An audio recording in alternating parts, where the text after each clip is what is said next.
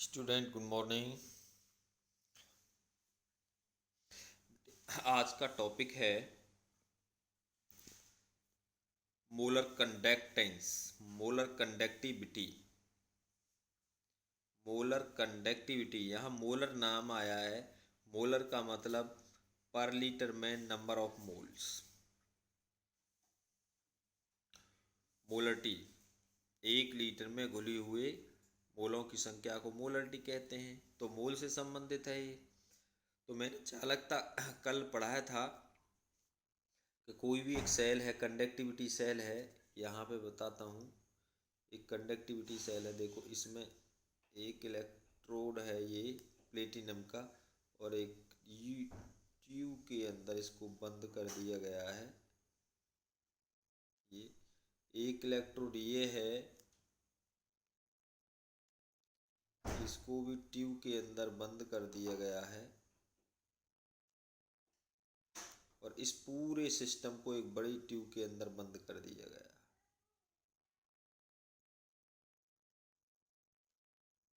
ऐसे करके बंद कर दिया गया है। अब ये पूरी क्या है, इसको एक बीकर में डाल दिया गया है।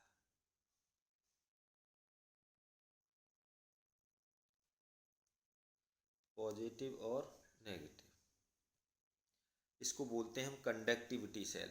जिस भी सॉल्यूशन की आपको कंडक्टिविटी पता करना होता है, चालकता पता करना होता है, उसे हम, मान लो मुझे NaCl की पता करना है या एसिटिक एसिड की पता करना है, तो मैंने एसिटिक एसिड को बेटे मैंने इस बीकर में डाल दिया और इस कंडक्टिविटी सेल को डाल दिया। अब ये क्या बताएगा, इसकी क्या बताएगा, कंडक्टिव बताएगा कि इसकी कंडक्टिविटी कितनी है, इसकी चालकता कितनी है। तो इसमें क्या है कि ये जो इलेक्ट्रोड है, इनके बीच की जो डिस्टेंस है कितनी है, L इक्वल टू 1 सेंटीमीटर है। और जो ये इलेक्ट्रोड है, इलेक्ट्रोड, इनके बीच में जो सॉल्यूशन आया हुआ है, सॉल्यूशन आएगा इनके बीच में, इनके बीच में सॉल्यूशन है, उसकी लंबाई 1 सेंटीमीटर है। और ये जो इलेक्ट्रोड है, इसका क्रॉस सेक्शन एरिया कितना है बेटे, 1 सेंटीमीटर स्क्वायर है। तो इनके बीच आने वाला सॉल्यूशन कितना होगा, 1, जो वॉल्यूम होगा इनके बीच कितना होगा, 1 ml होगा। कितना होगा, 1 ml होगा इनके बीच आने वाला सॉल्यूशन। जब इस 1 ml सॉल्यूशन के अंदर इलेक्ट्रोलाइट का 1 मोल घुला होगा, कितना घुला होगा, 1 मोल घुला होगा, तब इनकी कंडक्टिविटी को मोलर कंडक्टिविटी कहेंगे। तो मैंने क्या बताया कि जब कंडक्टिविटी सेल में दोनों इलेक्ट्रोड के बीच उपस्थित 1 ml विलयन के अंदर किसी भी विद्युत अपघट्ट का 1 मोल घुला होता है, तो उस विलयन की कंडक्टिविटी को, चालकता को मोलर चालकता कहते हैं। मैं दोबारा बता रहा हूं, जब दो समांतर इलेक्ट्रोडों के बीच उपस्थित 1 ml विलयन के अंदर 1 मोल घुला रहता है, कितना घुला रहता है, 1 मोल घुला रहता है, तो उसकी कंडक्टिविटी को, उस विलयन की कंडक्टिविटी को, चालकता को हम मोलर चालकता कहते हैं। इसे हम लैम्डा m से व्यक्त करते हैं, लैम्डा से व्यक्त करते हैं। अब इसका हमें फार्मूला पता करना है। तो मैंने बताया था कि कंडक्टिविटी कैपा इक्वल टू, ये मैं पहले बता चुका हूँ, कैपा इक्वल टू क्या होता है, G मल्टीप्लाई L अपॉन, ये मैं बता चुका हूँ। मैंने बताया कि 1 ml विलयन की कंडक्टेंस को, जब ये 1 हो, ये भी 1 हो, क्रॉस सेक्शन एरिया 1 सेंटी, तो इनके बीच में 1, तो उसे हम क्या कहेंगे बेटा, कंडक्टेंस कहेंगे, कंडक्टिविटी कहेंगे। 1 ml विलयन समांतर इलेक्ट्रोड के बीच कितना होना चाहिए, 1 ml विलयन हो, तब उसको क्या कहेंगे हम, कि कंडक्टिविटी कहेंगे। यदि तो ये कितने के लिए है? 1 ml बिलियन के लिए। किसके लिए है? 1 ml बिलियन के लिए। तो VmL बिलियन के लिए कंडक्टिविटी कितनी होगी? गुणा कितना कर दें उसमें हम? गुणा V कर दें। गुणा कितना कर दें? V कर दें। तो जैसे जैसे हम वॉल्यूम बढ़ाते जाएंगे वैसे वैसे इसकी मोलर कंडक्टिविटी क्या हो जाएगी? बढ़ती चली जाएगी। तो 1 ml बिलियन की जो कंडक्टेंस है उसको हम कंडक्टिविटी कह रहे हैं। और जब इस 1 ml बिलियन में क्या हो? 1 मोल हो घुला हुआ। क्या हो? 1 मोल घुला हुआ हो, तो उस कंडक्टिविटी को क्या कहेंगे हम? मोलर कंडक्टिविटी कहेंगे। तो हम कर सकते हैं कि मोलर कंडक्टिविटी 1 ml बिलियन के लिए के होगी। जब 1 ml बिलियन में इतना घोला तो VmL बिलियन के लिए कितनी होगी? तो lambda m equal to K गुणा V, ये दे रखा है। तो molar conductivity lambda m equal to K गुणा V। V वह वॉल्यूम है जिसमें क्या घुला है? 1 मोल घुला हुआ है। और जो किसके बीच है? उन दोनों समांतर इलेक्ट्रोडों के बीच का वॉल्यूम है। तो फार्मूला क्या आया बनके कि 1 ml बिलियन के लिए कंडक्टिविटी कंडक्टेंस के बराबर होती है। और जब उस 1 ml बिलियन में 1 मोल घुला होता है तो ये कंडक्टेंस किसके बराबर हो जाती है? लैम्डा m के बराबर हो जाती है, मोलर कंडक्टिविटी के बराबर हो जाती है। तो ये 1 ml बिलियन के लिए, किसके लिए? 1 ml बिलियन के लिए। तो VmL बिलियन के लिए मोलर कंडक्टिविटी क्या होगी? तो इसमें हम V की क्या कर देंगे? मल्टीप्लाई कर देंगे K गुणा V। ये V वह वॉल्यूम है जिसके अंदर विद्युत अपघट्ट का 1 मोल घुला हुआ है। तो बहुत सवाल पूछे जाते हैं। अब यहाँ पे इन्होंने कह दिया यदि उसकी सांद्रता, देखिए यहाँ पे देखते हैं, सांद्रता का मतलब मोल पर लीटर C है, तो वॉल्यूम कितना हो गया? तो वॉल्यूम निकालना है 1 मोल के लिए। देखो C मोल घुला हुआ है। C मोल घुला हुआ है कितने में? 1000 ml में। ठीक है, तो 1 मोल कितने ml में घुलेगा? 1000 बटे अपॉन V में घुलेगा 1 मोल। तो 1 मोल के लिए वो है वॉल्यूम निकालना है। 1 मोल के लिए क्या निकालना है बेटे? वॉल्यूम निकालना है। वो कौन सा वॉल्यूम है जिसके अंदर क्या घुला है? 1 मोल घुला है। उसी से हम क्या निकाल सकते हैं? लैम्डा m निकाल सकते हैं। तो lambda m equal to K multiply और V की जगह क्या रख दें हम? जिसमें 1 मोल घुला हुआ है तो हम ये रख सकते हैं 1000 गुणा C कर सकते हैं। K कंडक्टिविटी चालकता गुणा 1000 बटे C भी इसको हम लिख सकते हैं। इसे हम निकाल सकते हैं। अब इसका क्या निकालें हैं? मात्रक निकालें बेटे, ऐसा यूनिट निकालें लैम्डा m की। तो लैम्डा m की ऐसा यूनिट कैसे निकालेंगे? सीधा सा है, lambda m equal to K multiply 1000 upon C है। तो हमने किसकी यूनिट निकालनी है? K की यूनिट हमको पता है, मोलर कंडक्टिविटी की यूनिट। मोलर कंडक्टिविटी की यूनिट मैं पहले निकाल चुका हूँ।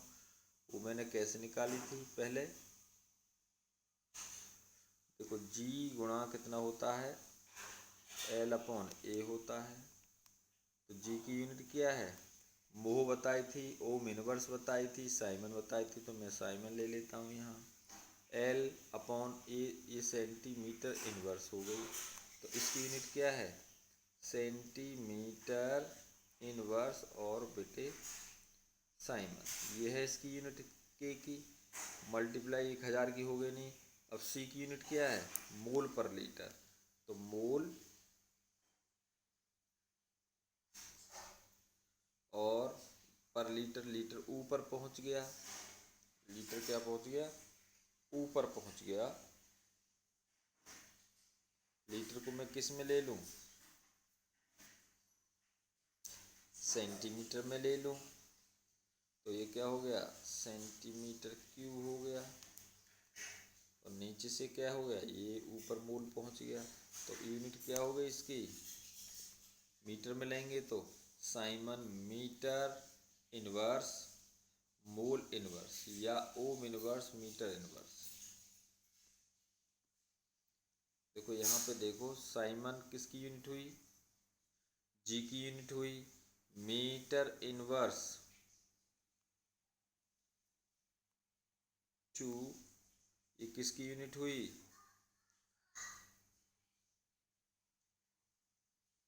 और मोल इनवर्स।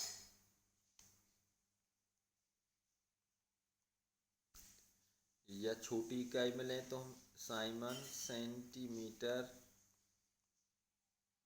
-2 mole inverse. ये आपकी क्या आ गई, यूनिट आ गई। ऐसे करके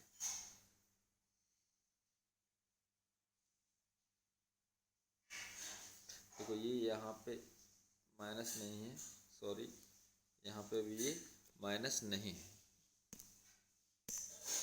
नेक्स्ट है, इस पर न्यूमेरिकल है। न्यूमेरिकल में देखिए, कहा है कि 290 केल्विन पर 0.20 मोलर KCl बिलियन की चालकता कितने साइमन सेंटीमीटर है, इनवर्स है, ये के दे रखा है। इसकी मोलर चालकता लैम्डा एम बताइए।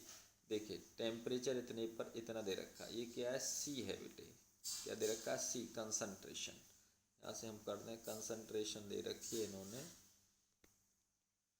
सी इक्वल टू कितना दे रखा है इन्होंने, 0.20 मोलर, इतना दे रखा है। और बेटे के कितना दे रखा है, कंडक्टिविटी ये दे रखी है 0.0248 दे रखा है। पूछा क्या इन्होंने, लैम्डा एम पूछा है, मोलर कंडक्टिविटी। तो फार्मूला हम जानते हैं कि मोलर कंडक्टिविटी का के मल्टीप्लाई 1000 अपॉन बेटे सी। के की जगह के की वैल्यू रख देंगे, ये दे रखी है। सी की जगह हम क्या रख देंगे, सी की वैल्यू ये दे रखी है। पुट करने के बाद लैम्डा एम आ जाएगा बेटा इतना, मोलर कंडक्टिविटी।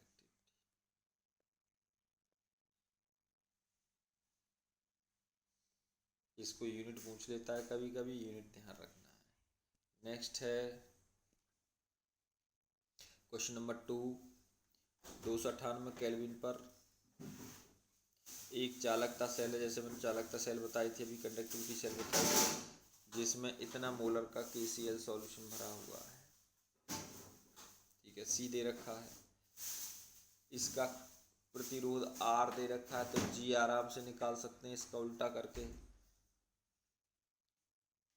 यदि देखो, एक सवाल यहाँ तक हो गया, यदि इतने मोलर सॉल्यूशन भर दिया जाए, बिलियन की चालकता, देखो सेम बिलियन है की चालकता, ये क्या दे रखा है, ये के दे रखा है, तो इसका सेल स्थिरांक पता करना है, L/A पता करना है, या G स्टार कैपिटल पता करना है।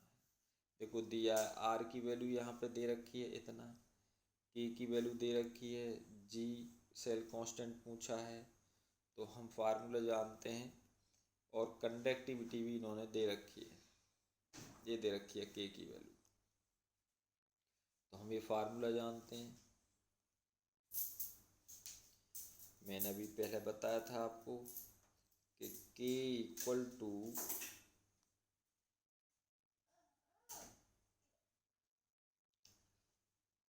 जी मल्टीप्लाई जी स्टार, ये मैंने बताया था।